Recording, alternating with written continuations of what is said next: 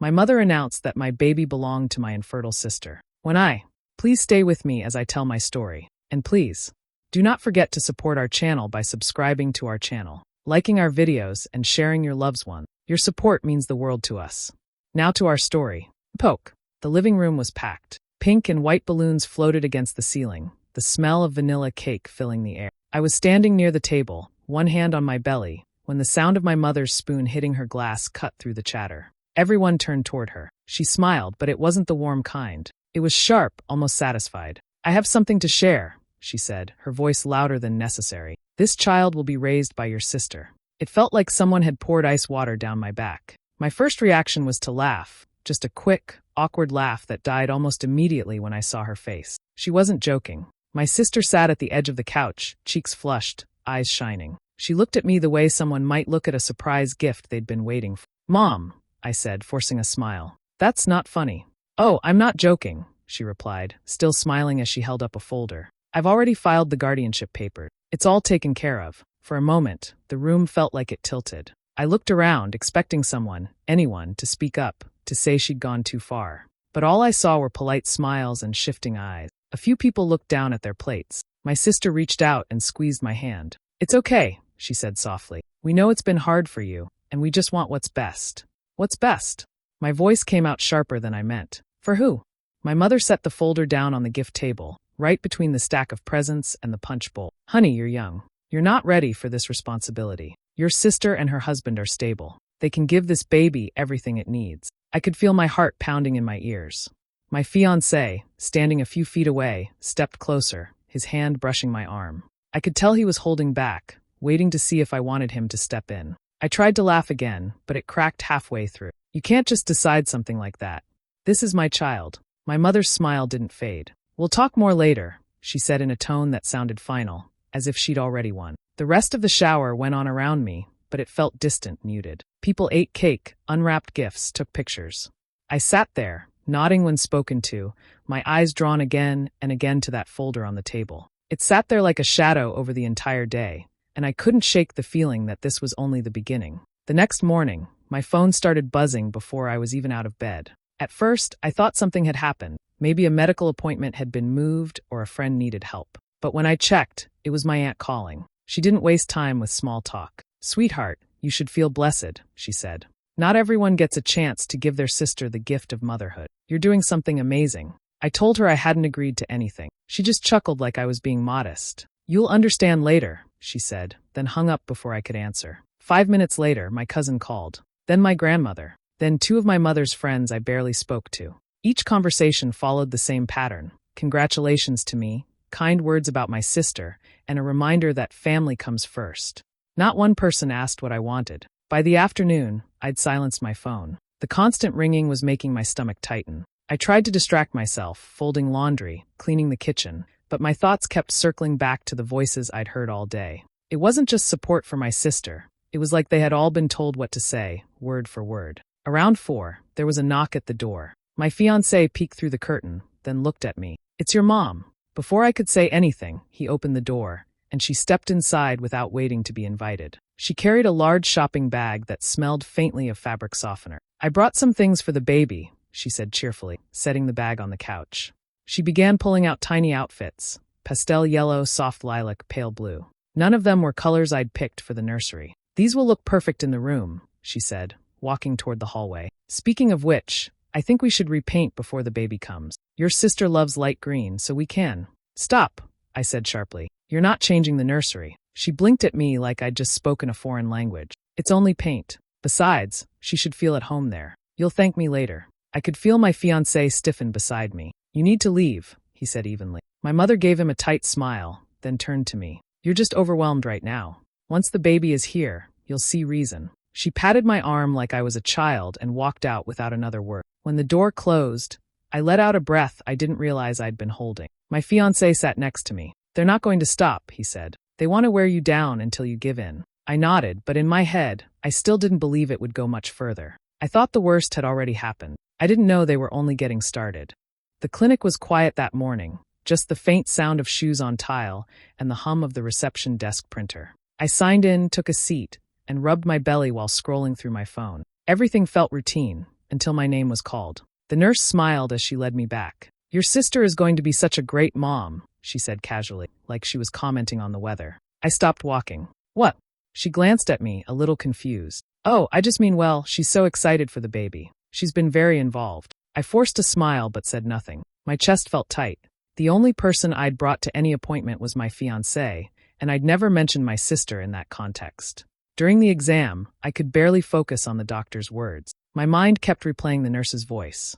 When it was over, I went to the reception desk to ask if anyone had called about me. The woman behind the counter checked the notes and said, "Yes, your mother's been calling to confirm your appointments and ask questions about your care. She said she was helping you stay organized." Helping me. I didn't need help, and I certainly hadn't asked her to speak to my doctor. By the time I got home, my hands were shaking. I didn't call first. I just drove straight to her house. She opened the door with a smile, like she'd been expecting me. "I talked to the clinic today," I said without preamble. "Why are you calling them? Why are you asking for my records?" Her expression didn't change. "Because you're under a lot of stress. Someone needs to make sure everything's handled properly." I stepped inside, my voice rising. "That doesn't give you the right to pretend you're me, or to involve my sister. This is my medical information." She set down the mug she'd been holding and looked at me like I was overreacting. "You won't be strong enough to raise this baby," she said plainly. "She will. I'm just making sure she knows everything she needs to." It took me a moment to find words. "You're not taking my child," I said finally. "Not now, not ever." She tilted her head slightly, as if I were being unreasonable. "We'll see." The calm way she said it made my stomach turn. She didn't shout, she didn't argue, just those two words, like the outcome had already been decided. I left without another word, slamming the door behind me. The drive home felt longer than usual, my thoughts heavy and tangled. My fiancé was waiting when I walked in, and I could see the question in his eyes. "They've crossed a line," I said, and for the first time, I started to believe this fight was going to get ugly. The first sign something was off came in the form of a card in our mailbox. It had a picture of rattles and tiny feet on the front, with my sister's name written in big letters. Inside, it said, "Join us for a celebration. Baby arriving, my due date." I stared at it for a long time, not sure if I was reading it right. Nowhere on the invitation was my name mentioned. It looked like she was the one expecting. That weekend, my social media feed filled with photos from her pre-baby party. Friends and family posed with wrapped gifts, all addressed to her. There were balloons, a cake with congratulations written across it, and her standing in front of a pile of baby clothes like she'd just opened them herself. Before I could even process the audacity, an envelope arrived at my apartment. It was from my mother. Inside were legal documents with highlighted sections. A sticky note in her handwriting read, "Sign these now, before the hospital paperwork gets messy." I didn't even read the entire thing before tossing it back into the envelope. When I called her, my voice was shaking. "I'm not signing anything." She sighed into the phone, the kind of sigh that sounded disappointed, like I was a child refusing to follow instructions. "You're making this harder than it needs to be," she said. "If you refuse, we'll have no choice but to call Child Protective Services. We've already talked about your unstable living conditions." My grip tightened on the phone. "You mean the apartment I pay for, that's perfectly safe?" "Sweetheart," she said, in that syrupy tone that always made my skin crawl. "We both know it's not the best place for a baby." I hung up without answering. When my fiancé came home, I showed him the documents. He read through them, his jaw tightening more with every page. "They're trying to make this look official so you'll panic and sign," he said. "From now on, we document everything." We bought a small notebook and left it on the kitchen counter. Every call, every visit, every text, no matter how small, went into that notebook. I started saving voicemails and taking screenshots. It felt strange, like I was preparing for a court battle instead of getting ready to welcome a baby. But the longer I looked at that invitation on the fridge, the more I realized that's exactly what this was turning into. My sister was already acting like she'd won. My mother was speaking an ultimatum. And me? I was done being blindsided. The contractions started in the middle of the night, sharp enough to wake me from a dead sleep. My fiancé grabbed the hospital bag while I called my doctor. We were told to come in right away. I was nervous. It was 2 weeks earlier than expected, but also ready to finally meet my baby. When we reached the hospital, the nurse at the front desk smiled and said, "Your sister is already here. She said she's your birth partner." I froze. My what? Before I could say anything else, my sister appeared from the hallway wearing a hospital gown and a big grin. "I'm here for you," she said like it was the most natural thing in the world. "We're in this together." I shook my head, trying to process what I was seeing. "You need to leave. I didn't ask you to be here." She ignored me and turned to the nurse. "She's just overwhelmed. Let's get her to the room." My fiancé stepped forward, but before he could speak, my mother came rushing in. She planted herself between him and the doors to the labor ward. "Only family is allowed," she said firmly. "I am family," he shot back. "I'm the father." A tense argument broke out right there in the hallway until a second nurse intervened, ushering us toward the delivery room. My fiancé stayed at my side the entire time, but my mother and sister hovered just outside the curtain, whispering to each other. Labor was long and exhausting. By the time the baby arrived, I was too tired to do much more than reach out for her. But in the chaos, I noticed the nurse moving toward my sister, who had stepped closer with her arms out like she was ready to take the baby. "Wait!" I shouted, my voice hoarse. "Give her to me." The room went still. The nurse looked at me, startled, then quickly handed my daughter to me instead. I clutched her to my chest, shaking with a mix of adrenaline and anger. My mother leaned in close, her voice low and sharp. "You'll regret this scene forever," she hissed. I didn't respond. I couldn't. All my energy was focused on holding my baby, breathing in her warmth, and making sure she didn't leave my arms. The nurses kept my mother and sister at a distance after that, but I could feel their eyes on me every time they walked past the doorway. Even in that first hour of my daughter's life, they were still trying to take her away. I realized then that this wasn't over just because she was finally here. If anything, it was about to get worse. It was early morning, the kind of quiet in the hospital where you can hear machines humming in the hallway. I had finally fallen into a light sleep after feeding my daughter. When I opened my eyes again, the bassinet beside my bed was empty. At first, I thought maybe a nurse had taken her for a quick check. I pressed the call button. When the nurse arrived, I asked, "Where's my baby?" She smiled politely. "The aunt took her for some skin-to-skin time." My heart dropped. "The what?" I threw off the blanket and stood up, ignoring the soreness in my body. "Where is she?" The nurse looked startled, but pointed toward the family room down the hall. I didn't wait for more explanation. My legs felt shaky, but I moved fast, my hands already curling into fists. When I turned the corner, I saw them, my sister in a rocking chair, holding my daughter against her chest, swaying slowly. My mother stood beside her, leaning in close. "Don't give her back yet," my mother whispered. I didn't stop to think. I walked straight over and reached for my baby. My sister pulled back slightly, her grip tightening. "She's fine," she said, almost like she was soothing me. "You need to rest." I said, "Give her to me." I snapped, my voice louder than I'd ever heard it. My mother stepped between us. "You're overreacting. She's bonding." I shoved past her, my arms wrapping around my daughter. I lifted her out of my sister's arms, holding her so close I could feel her tiny breaths against my neck. "You don't touch her again without my permission," I said, my voice shaking with anger. My sister's eyes filled with tears, but I didn't care. My mother opened her mouth to argue, but I turned toward the door. "We're done here." Back in my room, I called for the charge nurse and explained what had happened. She frowned and asked if I wanted them removed from the ward. "Yes," I said without hesitation. "And I wanted in my file that they are not to take my baby anywhere." Within minutes, security arrived. I didn't watch as my mother and sister were escorted out, but I could hear their voices echoing down the hall. My mother's sharp tone, my sister's muffled sobs. When the door finally closed, I sat on the bed with my baby still in my arms. My heart was pounding, but I felt a cold, steady resolve settling in. If they could take her once, they would try again. And next time, I wasn't going to wait for it to happen. The first week home should have been peaceful. I wanted nothing more than to rest, feed my daughter, and adjust to our new life. Instead, the chaos followed us. One morning, my phone buzzed with a message from a friend. She sent me a screenshot of a post my cousin had shared online. It claimed I was an unfit mother who had a mental breakdown during labor. The post ended with a line about how my sister had selflessly stepped up to save the baby from a bad situation. I scrolled down and saw dozens of comments, most from extended family, agreeing and praising my sister. A few strangers even chimed in, telling me to do the right thing and let her raise my child. My stomach turned. It didn't stop there. 2 days later, my manager called me into a quick video meeting. She looked uncomfortable. "I've received 2 anonymous calls saying you're using drugs," she said. "I'm not accusing you of anything, but we have to address it." I was too stunned to speak at first.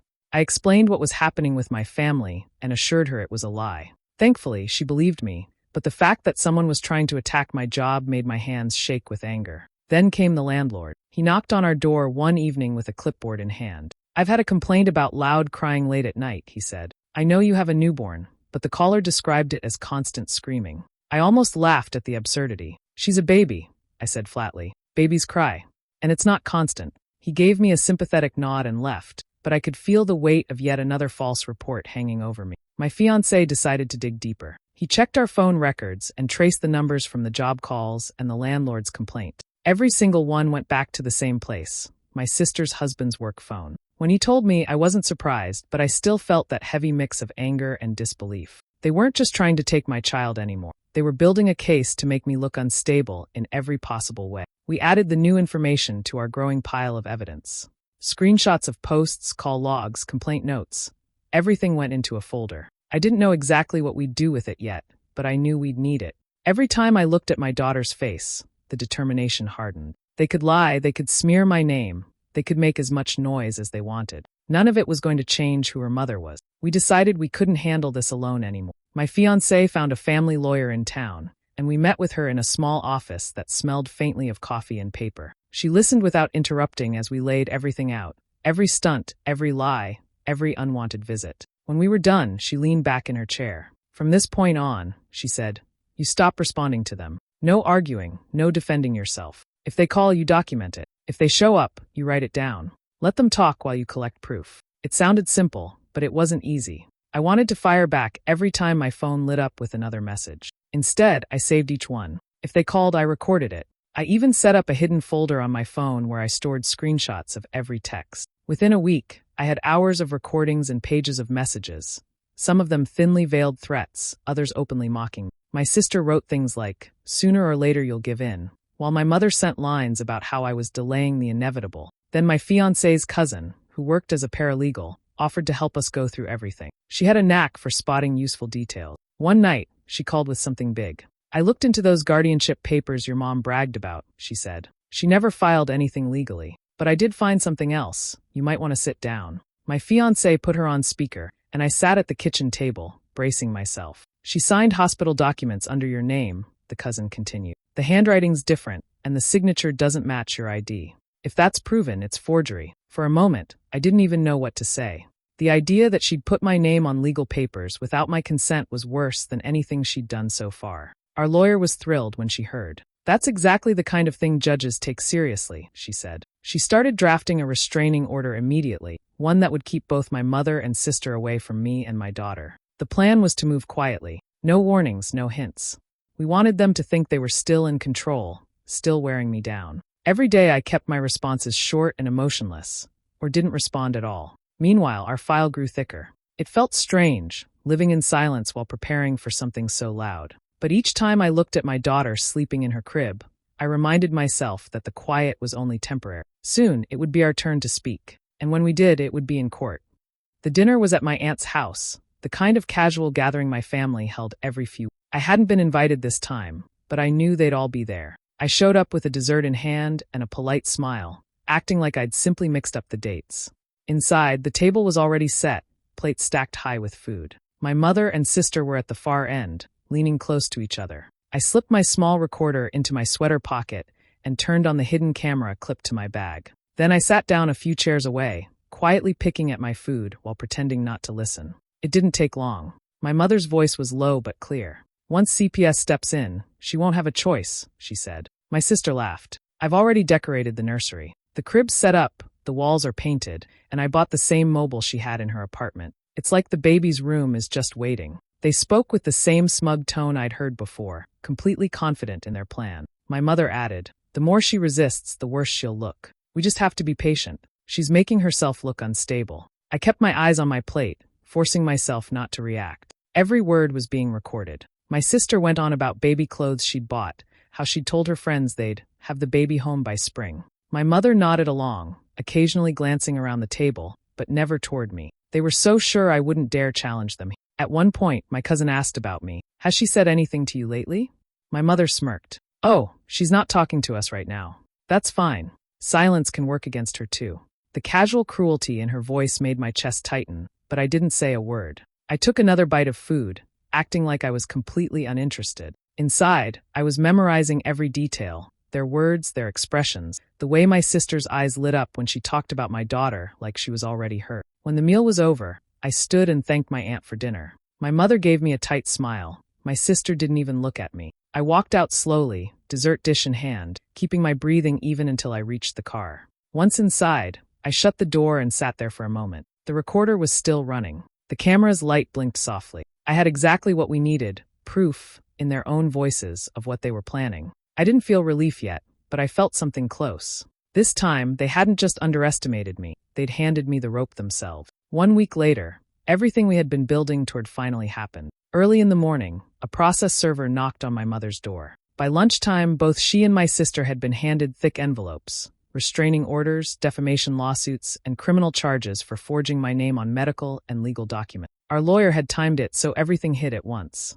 They couldn't twist it into a misunderstanding or a family dispute. This was now official, on record, and in the hands of the court. That same afternoon, CPS came to our apartment for the last time. They had already reviewed every recording, text, and document we'd given them. The caseworker sat at our kitchen table and told me plainly, "There's no evidence you're unfit. We're closing this file." She even smiled a little when she added, "If anything, this shows you've done everything to protect your child." The weight I'd been carrying for months didn't disappear all at once, but I could feel it loosen. The fallout for them started quickly. My sister, who worked as a teacher, was called in by her school's administration. Once they saw the evidence tying her to harassment and false reports, she was placed on leave. Within weeks, she lost her license altogether. My mother's trouble came in a different form. Our lawyer had subpoenaed records from the websites where the smear posts had been made. Every account, every fake name, traced right back to her. When the judge saw that she had orchestrated the entire campaign, he allowed the evidence to be shown in open court.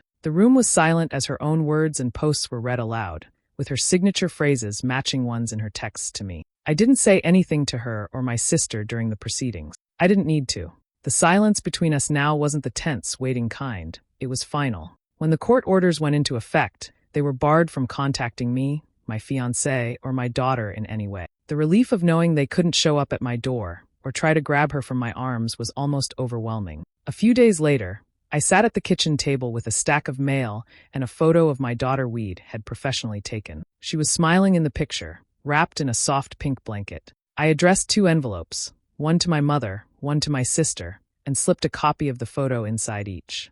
On the back, I wrote in neat black ink, "Raised by her actual mother." I didn't expect a reply, and none came. I just pictured them opening it, seeing her happy and healthy in my arms, and realizing that no matter what they'd tried, they had lost completely. For the first time since all of this began, I felt like I could finally breathe.